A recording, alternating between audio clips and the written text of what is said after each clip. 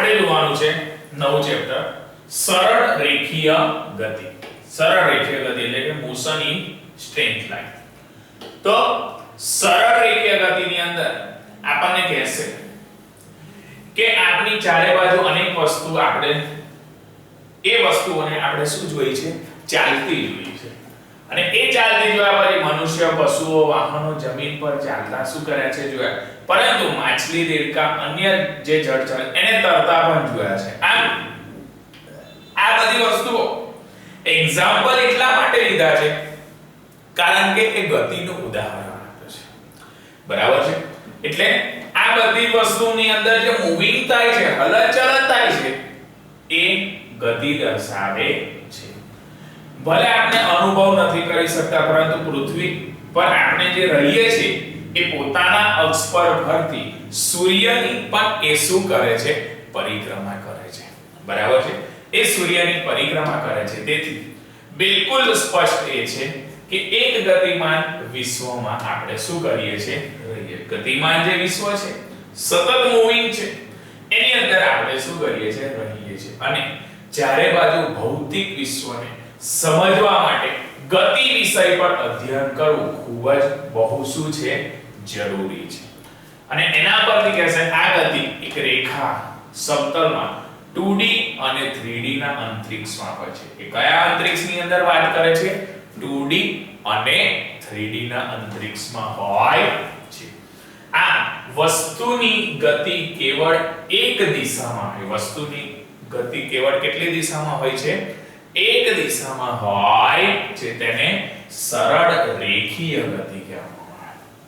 જે વસ્તુની ગતિની વાત કરે છે એ વસ્તુની ગતિ સરળ, બરાબર છે, એક જ રેખામાં હોય, બરાબર છે, એક દિશામાં હોય છે, એને એની સરળ રેખીય ગતિ. એક્ઝામ્પલ તરીકે સીધા રસ્તા પર એક એક્ઝામ્પલ લીધું નાનું કે સીધા રસ્તા પર કાર આપણે શું કરી રહ્યા છે? ચલાવી રહ્યા છે. બીજું, સીધી રેલગાડીના પાયા પર એ રેલગાડી શું કરી રહ્યા છે?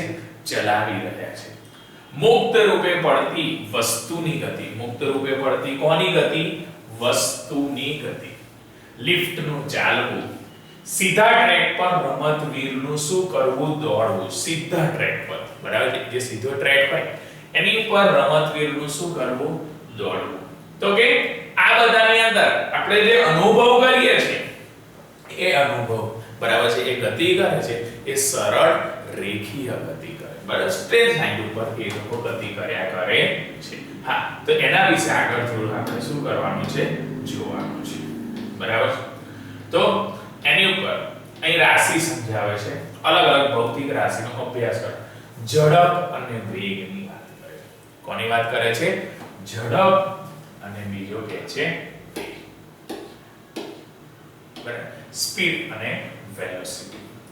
તો એની અંદર કહેશે કે આપણને વસ્તુ દ્વારા નક્કી કરાયેલા પથની જે કુલ લંબાઈ છે, વસ્તુ હોય એ વસ્તુ દ્વારા, કોના દ્વારા?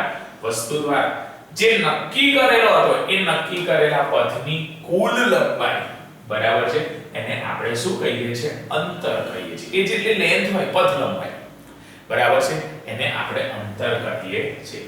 જ્યારે પણ વસ્તુના આરંભ અને અંતની સ્થિતિ આવે, બરાબર છે, વસ્તુના કોની સ્થિતિ આવે? આરંભ કે અંતની સ્થિતિ, એ વચ્ચેનું જે અંતર છે એને એનું સ્થાનાંતર કહેવાય. સ્ટાર્ટિંગ થી એન્ડ એ બંને વચ્ચેનું જે અંતર છે એ અંતરને આપણે સ્થાનાંતર કહીએ છીએ. એ સ્થાનાંતર કહીએ છીએ. આમ સ્થાનાંતરનું મૂળ રીતે બે સ્થિતિ વચ્ચેનું ઓછું અંતર છે, બરાબર? સ્થાનાંતરનું જે મૂળ છે એ બે સ્થિતિ વચ્ચેનું કેવું અંતર છે? ઓછું અંતર છે. જેની એક નિશ્ચિત દિશા હોય છે. એની એક કેવી દિશા હોય છે? નિશ્ચિત દિશા હોય છે, બરાબર છે, એની એક નિશ્ચિત દિશા હોય છે. જેથી સ્થાનાંતર અને સદિશ, સ્થાનાંતરને આપણે કઈ રાશિ તરીકે ઓળખી શકીએ? સદિશ રાશિ તરીકે ઓળખી શકીએ. એટલે સ્થાનાંતર એ કઈ રાશિ છે? તો કે સદિશ રાશિ છે, બરાબર છે. સ્થાનાંતર સદિશ, જ્યારે અંતર એ અદિશ, કારણ કે સ્થાનાંતરને દર્શાવવા મૂલ્ય અને દિશા બંનેની જરૂર પડે છે. હવે મૂલ્ય અને દિશા જો બંનેની જરૂર પડતી હોય તો આપણે એને સદિશ રાશિ કહીએ. એટલે સ્થાનાંતર માટે આપણને બંનેની જરૂર પડે, મૂલ્ય અને દિશા. એટલા માટે સ્થાનાંતર એ સદિશ રાશિ છે, પરંતુ અદિશ રાશિની અંદર અંતર વાત કરે. એ કઈ દિશામાં કાપ્યું એની સાથે આપણે કોઈ લેવા દેવા નથી. એટલા માટે અંતરને અહીં આગળ અદિશ રાશિ તરીકે શું કરે છે? દર્શાવે છે. આમ સમયની સાથે અંતરમાં જે ફેરફાર થાય છે, બરાબર છે, એને એની ઝડપ કહેવાય. બરાબર, સમયની સાથે. એટલે એવું પણ ઇક્વેશન આપણે કહી શકાય કે એકમ સમયમાં કાપેલા અંતરને તેની ઝડપ કહેવાય. એટલે ઝડપનું સૂત્ર વડે અંતરના છેદમાં સમય. બરાબર, ઝડપનું સૂત્ર શું બની શકે છે? અંતરના છેદમાં સમય. એટલા માટે એના પરથી વ્યાખ્યા બનાવી છે કે સમયની સાથે અંતરમાં જે ફેરફાર થાય છે, અંતરમાં થતો ફેરફાર, એને આપણે ઝડપ કહીએ. જ્યારે વસ્તુનું જે સ્થાનાંતર છે એ વસ્તુના સ્થાનાંતરને ના દળને એને વેગ કહેવામાં આવે છે. આ સરળ રેખીય ગતિમાં સદિશ રાશિમાં દિશા સંબંધિત સંજ્ઞાઓ, બરાબર, જે સદિશ રાશિ છે એ દર્શાવે છે, એમાં દિશા સંબંધિત સંજ્ઞાઓ, કઈ સંજ્ઞાઓની વાત કરે છે? દિશા સંબંધિત સંજ્ઞાઓ. એક પ્લસ હોય અને બીજો શું હોય છે? માઈનસ હોય છે. આ પ્લસ અને માઈનસ ચિહ્ન દ્વારા એને શું કરે છે? દર્શાવાય છે. અને દર્શાવ્યા પછી એ ગતિમાં સ્થાનાંતર, વેગ અને પ્રવેગ જેવી સદિશ રાશિઓમાં, બરાબર છે, એના જેવી કઈ રાશિઓમાં? સદિશ રાશિઓમાં નિરૂપણ કરવા માટે આપણે સદિશ સંકેતોની જરૂરિયાત પડતી નથી. બરાબર છે, એને દર્શાવવા માટે એની જરૂરિયાત પડતી નથી. ત્યાર પછી આપણને સરેરાશ પ્રવેગની વાત કરે છે. એ વાત કરે છે સરેરાશ પ્રવેગ, એવરેજ વેલોસિટી. તો સરેરાશ પ્રવેગમાં કહે છે કે જ્યારે પદાર્થ એ જુદી જુદી ગતિ કરતા હોય, પદાર્થ એ કેવી ગતિ કરતા હોય? જુદી જુદી. તો કે પદાર્થ જ્યારે જુદી જુદી ગતિ કરતા હોય ત્યારે એ ગતિ કરતા વેગો સાથે, બરાબર, જુદી જુદી ગતિ કરતા હોય તે ટાઈમે એના વેગો સાથે એ આવતો હોય તો તેની ગતિને સરેરાશ વેગ દ્વારા, કોના વેગ દ્વારા? સરેરાશ વેગ દ્વારા એને શું કરી શકાય છે? નિર્દેશ કરી શકાય છે. બરાબર છે. આ કોઈ પદાર્થને જે સરેરાશ વેગ છે, બરાબર, કોઈ પણ પદાર્થનો કયો વેગની વાત કરે છે?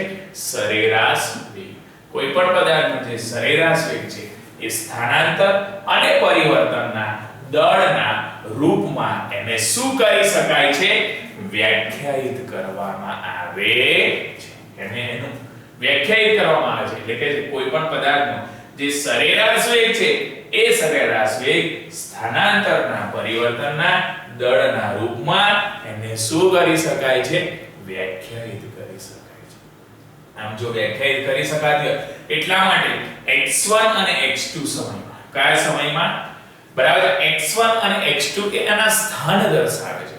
તો x1 માટે t1 સમય, x2 માટે t2 સમયની વાત કરશે. એટલે કે જે x1 અને x2 એ સમય t1 અને t2 માંથી પદાર્થની સ્થિતિઓનું જે ગાણિતિક રૂપ છે, પદાર્થની સ્થિતિઓનું કયા રૂપની વાત કરે છે?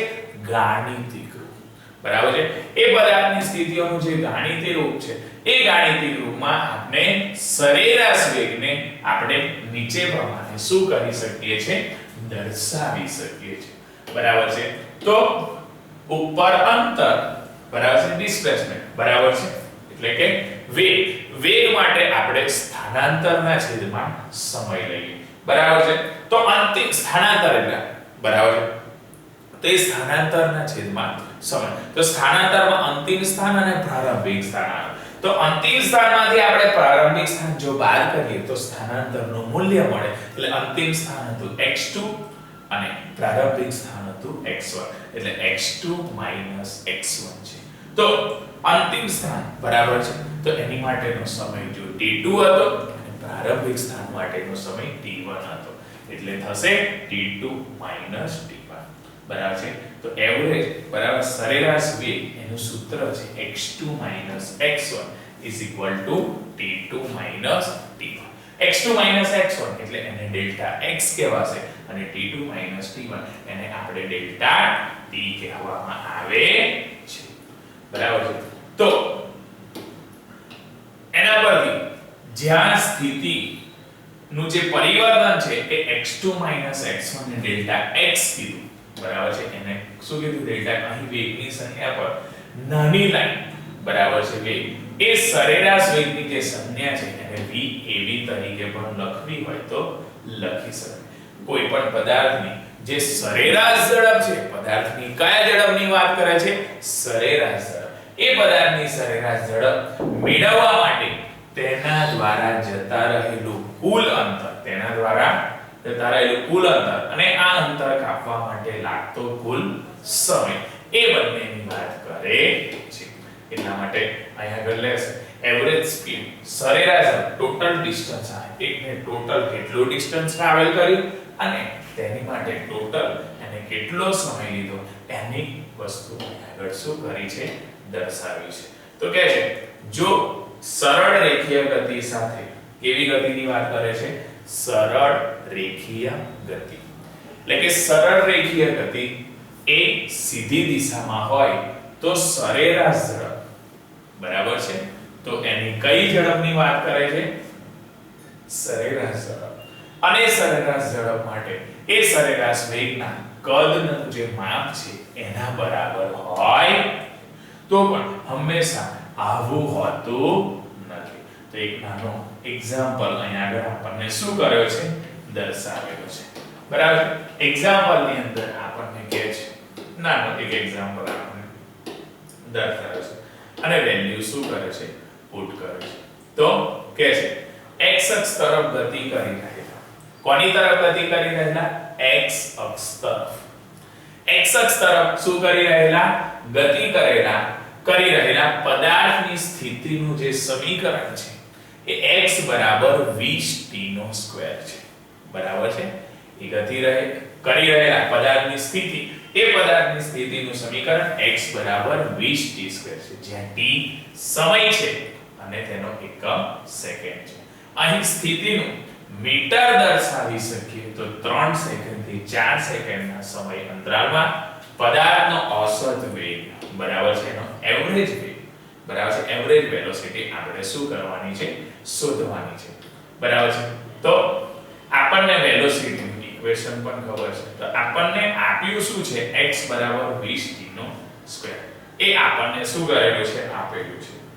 તો એ વેલોસિટી માટે આપણી પાસે સ્થાનાંતરના છેદમાં સમય એવું સૂત્ર છે. તો x2 x1 ના છેદમાં t2 t1. તો t1 એ 3 અને 4 સેકન્ડની વાત કરે. તો 3 સેકન્ડ માટે કરીએ તો 20t સ્ક્વેર 3 નો વર્ગ 20 29 is 180 થાય. બરાબર છે. અને t2 બરાબર 4 સેકન્ડ માટે કરીએ તો 4 નો સ્ક્વેર 60 20 into 60 320 થાય. બરાબર છે. આ વેલોસિટી માટે x2 x1 વેલોસિટી માટે એવરેજ વેલોસિટી માટે શું થશે? x2 x1 upon t2 t1. x2 x1 એટલે 320 માંથી 180 માઈનસ કરીએ તો 4 3 આવશે એટલે શું આવશે? 1 સેકન્ડ.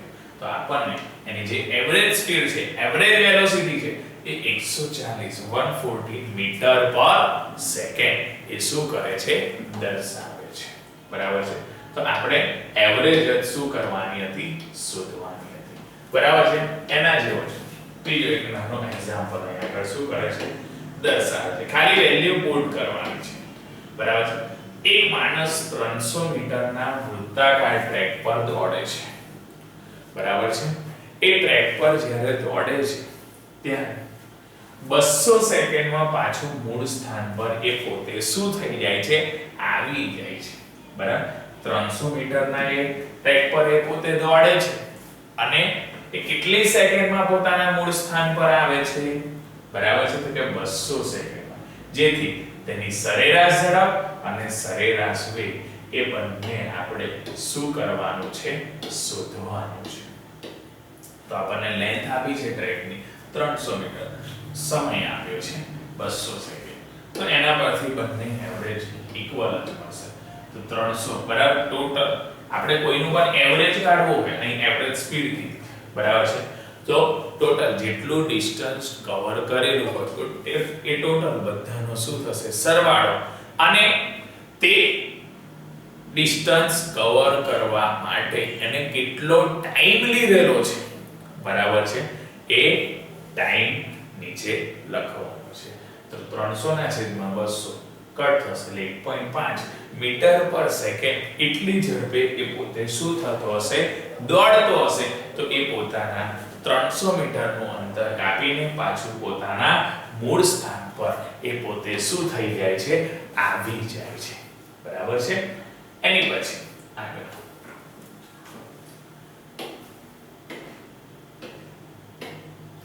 સાપેક્ષ વેગની વાત કરે છે. કોની વાત કરે છે સાપેક્ષ.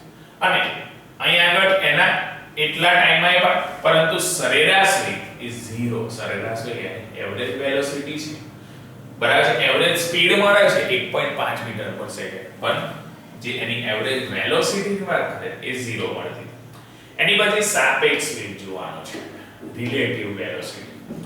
તો સાપેક્ષ વેગની અંદર કહે છે કે આપણે રેલગાડી 10 કિલોમીટર પ્રતિ કલાકની ગતિથી દક્ષિણ દિશાની તરફ જાય છે. કઈ દિશાની તરફની વાત કરે છે દક્ષિણ દિશા તરફ. તો એનો મતલબ કે ગાડી તેના પ્રારંભિક સ્થાનથી દક્ષિણ દિશા તરફ ચાલે છે. પ્રારંભિક સ્થાનથી કઈ દિશા તરફ ચાલે છે દક્ષિણ દિશા તરફ. હવે એની તરફ ચાલશે તો કહે છે 1 કલાકમાં એને 10 કિલોમીટરનું અંતર એને કાપ્યું હશે. 10 કિલોમીટરનું અંતર કાપ્યું અને એના માટે આપણે એક સંદર્ભ બિંદુની વાત કરીએ. એ સંદર્ભ બિંદુ કારણ કે આપણે કમ્પેરિઝન કરવાની સાપેક્ષની વાત કરવાની છે બરાબર છે. તો એ સાપેક્ષ દર્શાવવા માટે મારે સંદર્ભ બિંદુ જોઈએ. તો એક સંદર્ભ બિંદુની આવશ્યકતા છે. તો એ સંદર્ભ બિંદુમાં કોઈ વસ્તુનો વેગ હંમેશા કોઈ બીજી વસ્તુની સરખામણીમાં એને શું કરી શકાય છે નિશ્ચિત કરી શકાય છે બરાબર છે. એટલા માટે એનો એ વેગ એ સાપેક્ષ રાશિ તરીકે સાપેક્ષ વેગ તરીકે દર્શાવીએ છે. તો એની અંદર એક્ઝામ્પલ દર્શાવે છે કે એક વસ્તુ A એક બીજી વસ્તુ B ની સાપેક્ષે, એક વસ્તુ કઈ A એ બીજી વસ્તુ હતી B ની સાપેક્ષે તેની સ્થિતિ એ બદલી રહી છે બરાબર છે. એની સ્થિતિ એ શું કરી રહી છે બદલી રહી છે. અને વસ્તુ A અને બીજી સ્થિતિ B ની સાપેક્ષે જો એ સ્થિતિ બદલે તો એક્ઝામ્પલ તરીકે V of A અને V of B એ એક સરળ રેખામાં શું થઈ રહ્યા છે ચાલી રહ્યા છે. એ પોતાની સરળ રેખામાં ચાલી રહ્યા છે. અને જો એ સરળ રેખામાં ચાલી રહ્યા હોય તો આ બે વસ્તુઓનો જે વેગ છે એ વેગ A ની તુલનામાં B નો સાપેક્ષ વેગ VB VA થાય બરાબર છે. એનો જે સાપેક્ષ વેગની વાત કરે છે એ સાપેક્ષ વેગ એનો VB VA કોની વાત કરે છે VB VA. આમ એક વસ્તુની સાપેક્ષે સ્થિતિમાં બીજી વસ્તુની સાપેક્ષ પરિવૃત્તના દરને બીજી વસ્તુની સાપેક્ષમાં પહેલી વસ્તુની સાપેક્ષ એકબીજાની કમ્પેરિઝન દર્શાવે બરાબર છે. તો એક વસ્તુની સાપેક્ષે બીજી વસ્તુની સાપેક્ષ પરિવૃત્ત જે દર છે એ બીજી વસ્તુની સાપેક્ષે પહેલી વસ્તુને સાપેક્ષ વેગ કહેવાય છે.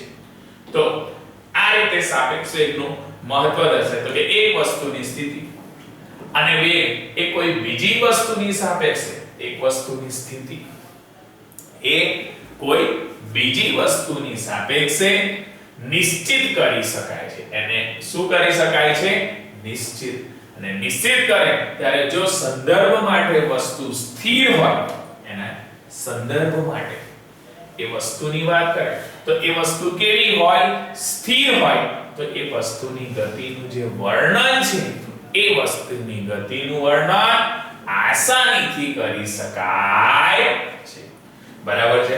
એ વસ્તુનું વર્ણન જો આસાનીથી કરી શકાય તો કે આમ શુદ્ધ ગતિના સમીકરણ વિશે જોઈએ. જો સંદર્ભ બિંદુ માટે કયા બિંદુ માટેની વાત કરે છે સંદર્ભ બિંદુ માટે વસ્તુ ગતિ કરતી હોય તો આવી સ્થિતિ માટે આ પ્રકારની ગતિ સ્થિર પ્રેક્ષકની દ્વિત ક્રિયા તંત્રની ગતિ એની અંદર શું કરવા મળે છે? જોવા મળે છે. અને એ જોવા મળશે ત્યારે સાપેક્ષ ગતિની અવધારણા દ્વારા એને આસાનીથી શું કરી શકાય છે? જાણી શકાય છે. બરાબર છે? એને આસાનીથી જાણી શકાય છે. અહીં એક્ઝામ્પલ દર્શાવેલા છે અને ઇક્વેશન દર્શાવે તો કે પદાર્થ A અને B ની જે પ્રારંભિક સ્થિતિ છે, પદાર્થ A અને B ની કઈ સ્થિતિની વાત કરે છે? પ્રારંભિક સ્થિતિ. તો A અને B ની જે પ્રારંભિક સ્થિતિ છે એમાં xa 0 અને xb 0 છે. તો ધન x અક્ષની તરફ જો પદાર્થ A ધન x અક્ષની તરફ કોણ પદાર્થ A વેગ v ઓફ A અને પદાર્થ B વેગ vb થી એ પોતે શું કરે છે? ગતિ કરે છે. અને એના દ્વારા જો ગતિ કરે તો એ t સેકન્ડમાં કેટલી સેકન્ડની વાત કરે છે? t સેકન્ડમાં એનું સમીકરણ દર્શાવશે. તો x of a bracket of t x of 0 plus v of t and x of bt બરાબર x of b into t ટાઈમમાં x of b 0 plus v t. આ b માટે a નું સાપેક્ષ અંતર બરાબર છે. સાપેક્ષ અંતરની વાત કરીએ તો x of b a t xb minus xa xb of 0 x a of 0 plus vb minus va common t. તો xb એ 0 plus vb એ t કારણ કે b ની માટે a નું સાપેક્ષ અંતર દર્શાવે છે એટલા માટે સમીકરણ આવું શું કરે છે? દર્શાવે. તો vba vb minus v a ના સાપેક્ષમાં b ને સાપેક્ષ વેગ કહેવામાં આવે છે. a ની સાપેક્ષમાં આ પ્રકારે સાપેક્ષ વેગની જે અવધારણા છે બરાબર છે એની એ સમસ્યા નિકાલી સમસ્યામાં રૂપાંતરિત કરીને એને શું કરી શકાય છે? દર્શાવી શકાય છે. બરાબર છે. તો આ એનું આપણે શું દર્શાવ્યું તો કે સાપેક્ષ વેગ. બરાબર છે. એક સાપેક્ષ વેગની અંદર મેઈન વસ્તુ સંદર્ભ બિંદુ જોઈએ. સંદર્ભ બિંદુ જોઈએ એટલે એકની કમ્પેરિઝન બીજાની સાપેક્ષે કરે અને એ સાપેક્ષનું મહત્વ સમજાવ્યું અને એનું અહીં આગળ શું કર્યું? ઇક્વેશન. ને ઇક્વેશનમાં b માટે a નું સાપેક્ષ અંતર છે. b માટે a કોનું સાપેક્ષ અંતરની વાત કરે છે? a નું સાપેક્ષ અંતર. બરાબર. એક નાનો એક્ઝામ્પલ એ રીતના લીધો છે અહીં આગળ. તો એક્ઝામ્પલ ની અંદર કહે છે કે એક રેલગાડી A ઉત્તરથી દક્ષિણ દિશા તરફ સીધા પાટા પર 60 કિલોમીટર પર કલાકની ગતિથી શું થઈ રહી છે? ચાલી રહી છે. બરાબર છે. આટલા કિલોમીટર પર અવરની ઝડપે એ શું થઈ રહી છે? ચાલી રહી છે. અને બીજી રેલગાડી B એ 70 કિલોમીટર પર અવરની ગતિથી એ શું કરી રહી છે? ચાલી રહી છે. પરંતુ એની દિશા દક્ષિણથી ઉત્તર તરફની છે. તો A ની સાપેક્ષે B રેલગાડીનો વેગ શું કરવાનો છે? શોધવાનો છે. કમ્પેરીઝન કરવાનું કે A ની સાપેક્ષે જે B છે એ B નો વેગ શોધવાનો છે. બરાબર છે. તો જે VB B ટ્રેનની વાત કરે સૌથી નોર્થ છે પેલું નોર્થ થી સાઉથ એટલે સૌથી નોર્થ તો પોઝિટિવ એટલે 70 કિલોમીટર પર અવર છે. અને VA છે એ એના કરતા ઉલટી છે. એ નોર્થ થી સાઉથ છે એટલે માઈનસ આવશે -60 કિલોમીટર પર કલાક. તો the velocity of train B relative to train A બરાબર train B to train A તો VB minus VA VB minus VA કરે તો 70 minus 60 plus એટલે 130 કિલોમીટર પર કલાક આપણે શું કરી શકીએ છે? દર્શાવી શકીએ છીએ. બરાબર છે. હા એના પરથી કહેશે કે ઉપરના એક્ઝામ્પલમાં આપણે જોયું કે એક રેલગાડીની સાપેક્ષમાં બીજી રેલગાડીનો જે વેગ છે એ બંનેના વેગના સરવાળા બરાબર. બંનેના વેગના કોના બરાબર? સરવાળા બરાબર. એ બંનેના વેગના સરવાળા બરાબર હોય છે એટલે જે રેલગાડી છે એ રેલગાડી વિરુદ્ધ દિશામાં ચાલતી રેલગાડી બહુ જ તીવ્ર બહુ જ કેવી કહે છે? તીવ્ર દિશામાં ચાલતી હશે. બહુ જ તીવ્ર દિશામાં ચાલતી હશે તો એની ગતિ બહુ જ ધીમી હોય એવું શું થાય છે લાગશે. બહુ જ એની ગતિની વાત કરે છે એ બહુ જ ધીમી હોય એવું લાગે છે. એના પછીની વાત કરે છે પ્રવેગ. બરાબર છે. તો આ એક નાનું આપણે એક્ઝામ્પલ જોયું. બે રેલગાડી હતી, બંને ઓપોઝિટ દિશામાંથી શું કરતી હતી આવતી હતી સામેથી. બરાબર. તો એ રીતના આપણે એક્ઝામ્પલ જોયું. બરાબર. હવે આપણે આગળની થિયરીની વાત કરવાની છે પ્રવેગ. આપણે વેગ જોયો. વેગનું સૂત્ર હતું સ્થાનાંતરના છેદમાં સમય. એકમ સમયમાં કરેલું જે સ્થાનાંતર હતું એને વેગ કહેતા હતા.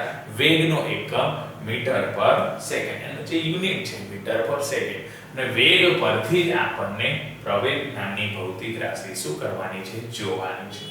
હવે પ્રવેગ નામની જે ભૌતિક રાશિ છે એની અંદર એ લોકો કહે છે બરાબર છે એનું સૂત્ર જો સાદી રીતના યાદ રાખો તો પ્રવેગ વેગમાં થતો ફેરફાર અને છેદમાં શું છે સમય. એટલે એકમ સમયમાં વેગમાં થતા ફેરફારને પણ આપણે શું કરી શકીએ છીએ પ્રવેગ તરીકે દર્શાવી શકીએ છીએ. બરાબર છે.